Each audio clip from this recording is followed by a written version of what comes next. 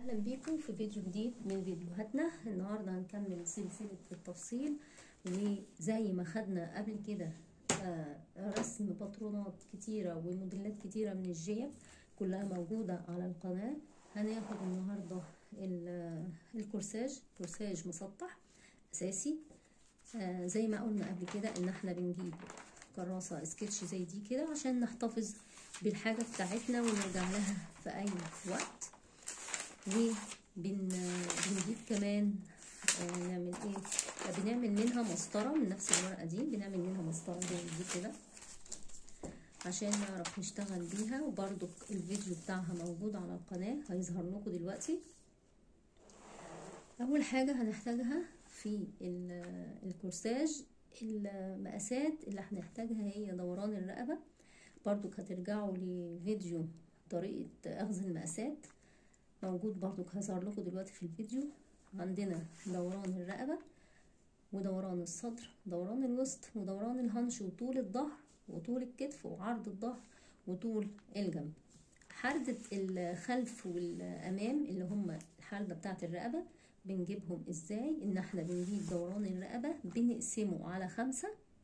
دوران الرقبة عندي هنا 38/5 اداني 7.5 سنتي، يعني نيجي نحدد دوران الرقبة 7.5 سنتي. ده اساسي في دوران الرقبة الخلفية اللي هي دي، ودوران الرقبة الامامية. تمام، هنيجي نبدأ كده ونقول بسم الله. هنعمل ايه؟ اول حاجة بنجيب الورقة بتاعتنا وبنعمل خط بالطول، اسفة، خط بالعرض وخط بالطول في الورقة بتاعتي بنفس الشكل دوت. انا بشرح لكم من الكراسه اللي انا عاملاها، وبعد كده هروح منفذه على الورق وهنفذ على القماش معاكم وهننفذ على المكنه كل حاجه. حددنا الخط العرض وخط الطول، هبدا بقى اروح واخده كام خط. احنا عندنا الاولاني دوت اللي احنا حددناه خط الرقبه، هنبدا خط الصدر وخط الوسط وخط الهنش وبعد كده خط الديل. حسب الموديل اللي انت هتعمليه، هتعملي كورساج لبلوزه، لشميز، لفستان، الطول بقى احنا بنحدده. طيب احنا بنحدد الخطوط دي ازاي؟ عندنا اول حاجه هنحددها هو خط الوسط اللي هو بنجيبه منين؟ من طول الظهر. بجيب عندي هنا طول الظهر 39 سنتي، المسطره بتاعتي اهي، وبقيس كده من اول نقطه في الخط فوق لحد هنا كده اهي، اداني 39 سنتي زي ما انا محدده في المسطره. ارجعوا لفيديو المسطره هتعرفوا بنعملها ازاي وفايدتها ايه. تمام، حطينا النقطه بتاعتنا ووصلنا الخط بتاعنا، فده اول خط هو خط الوسط.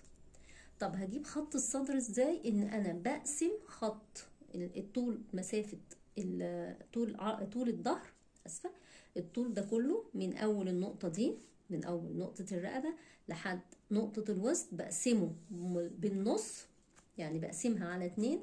39 اللي هي طول الظهر على 2 زائد 1.5 سنتي الاعلى، يعني انا قسمتها على 2 وزودت 1.5 سنتي. ادي اهي قسمته على 2 اداني النقطه هنا، طلعت بيها لفوق 1.5 سنتي عشان يديني مقاس مظبوط على الصدر، وخدت نقطه الصدر ووصلتها، يعني مشيت خط كده ايه بالطول.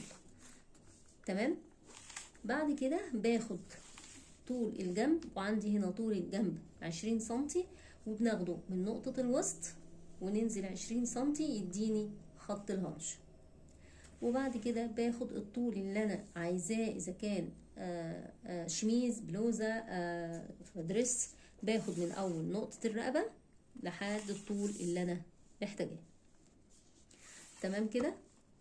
طيب هنيجي بقى نحدد دورانات الرقبة وحردة الرقبة. زي ما قلنا دوران الرقبة 38 سنتي على 5، بنقسمه، ده أساسي، بنقسمه على 5 اداني 7.5 سنتي. يبقى جيت من هنا من النقطة الأولانية لجوه للخط اللي داخل كده قست 7.5 سنتي. هنا كده النقطة دي بحدد عليها دوران الخلف ودوران الأمام. طيب هنزل بحردة الخلف بنزل 1.5 سنتي.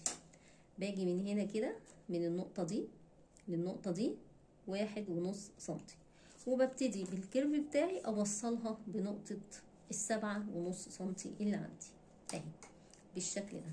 بظبط الكيرف بتاعي اهو واوصلها كده. تمام. طيب ال7.5 سنتي دولت بردك هعمل منهم الحردة، عمق الحردة الأمامية إني بنزل من النقطة دي لحد هنا 7.5 سنتي، وبزود 1.5 سنتي عشان تبقى الحردة معايا مرتاحة وما تبقاش خانقة على رقبتي. فبيبقى هنا المقاس كله على بعضه كام؟ 9 سنتي، يعني 7.5 و1.5 يبقى 9 سنتي اهي. بروح محددها بنقطة وباخد الكيرف بتاعي، بس قبل ما باخد الكيرف بتاعي بدخل كده هنا كده علشان برضو بتبقى الحردة مرتاحة شوية. باخد 2 سنتي، باخد 2 سنتي خط كده مستقيم، خط عدل، خط عادي خالص. تمام. وبعد كده بروح بالحردة بتاعتي بالكيرف بتاعي اروح واخدة دوران الحردة الأمامية كده. بقى معايا دوران الحردة الأمامية. تمام. طيب نيجي بقى نبتدي ندخل في الكتف والحردة بتاعة الكم هنعملها ازاي. طيب قبل ما نحدد الحردة هنظبط الأول مقاسات الصدر ومقاسات الوسط ومقاسات الهنش، يعني الخطوط بتاعتنا دي هتبقى جاية فين بالظبط. احنا قلنا دوران الصدر، بناخد دوران الصدر اللي هو معايا 104. طيب انا مش عايزه الحاجه دي تبقى ماسكه وقافشه عليا، عايزه لها براح ماشي، تبقى مظبوطه، تبقى واسعه شويه. يبقى ايه؟ ازود 8 سنتي براح دي عشان القطعه ما تبقاش ماسكه قوي، لا عشان القطعه يبقى فيها براح تبقى مظبوطه. مش ال 8 سنتي دولت اللي انا بزودهم علشان لو الحاجه ضاقت عليا ابدا اوسع، لا الكلام ده لسه هنعمله على الشغل على القماش نفسه. يبقى عندي 104 سنتي ده دوران السطر، بزود عليهم 8 سنتي براح وبقسمهم على الأربعة، لأن احنا هنا بنشتغل على ربع واحد، فبقسمهم على الأربعة اداني 28 سنتي. يبقى بحدد من النقطة دي لحد هنا 28 سنتي بالظبط. تمام.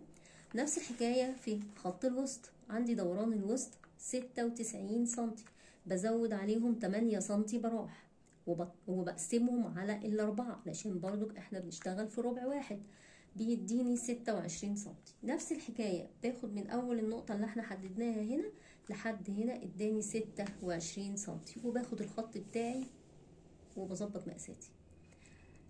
عندك الهانش برضو دوران الهانش 112، هزود عليهم 8 سنتي براح. خلي بالك ان 8 سنتي براح ديت يعني مقاس مناسب يخلي القطعة حلوة كويسة، لا ضيقة ولا واسعة. تمام. ازود عليهم ال 8 سنتي براح واقسمهم على الأربعة اداني 30 سنتي. حددت من النقطة دي اللي احنا كنا محددينها برضو على الأطوال، تمام، لحد هنا اداني 30 سنتي ماشي. نفس الحكاية في الديل، انت بقى هتشوفي الوسع اللي انت عايزاه، عايزه الوسع بتاع الديل قد ايه او القطعه.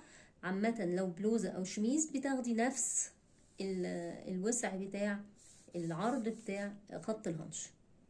تمام. عشان تبقى الشميز واسع. لو هتعملي دريس ونازل على واسع شويه انت بتختاري الوسع اللي انت حباه. تمام كده. طيب نيجي بقى نظبط الحردة بتاعة الكم. عندنا هنا اول حاجة طول الكتف 13 سنتي. طب انا هحط طول الكتف ازاي؟ عندي حاجة اسمها ميل الكتف. ميل الكتف ان الكتف ما ينفعش يبقى مستقيم كده، لازم الكتف يبقى مايل مع كتفك، لان طبيعة كتفك اصلا بيبقى مايل مش مستقيم، فلازم نميل الكتف شوية كده. فاحنا بننزل بميل الكتف 3 سنتي، بننزل بميل الكتف 3 سنتي. طيب انا بحدد النقطة دي ازاي؟ بجيب ايه بقى؟ بجيب عرض الظهر على 2. بجيب عرض الظهر لو رجعنا للمقاسات اللي احنا خدناها، ان معانا حاجه اسمها عرض ظهر. بجيب عرض الظهر عندي هنا 39 سنتي، هنقسمهم على الاتنين يديني 19.5 سنتي. يبقى باخد من اول النقطه دي لحد النقطه دي كده 19.5 سنتي، ونفس الحكايه باخدها على خط السطر من النقطه دي للنقطه دي 19 سنتي، واروح موصلاهم بخط هنا كده، ده اسمه عمود الكم او عمود حردة الكم. تمام. باجي بنزل من على العمود دوت بتاع حردة الكم ال3 سنتي اللي هم بتوع ميل الكتف. تمام كده.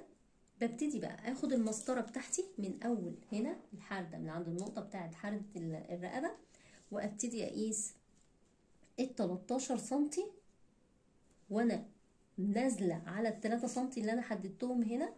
وزي ما هتيجي بقى هتيجي على نفس النقطه، هتيجي قبل النقطه، هتيجي بعد النقطه اللي انا حددتها، بس ماشيه على يعني بزاويه اللي هي ال3 سنتي اللي احنا نازلينهم. جت هنا، جت بعديها بحوالي نص سنتي، جت بعد النقطة اللي احنا محددينها على العمود بتاع الحردة بتاعت الكم، بعديها بنص سنتي، مفيش مشكلة خالص. تمام.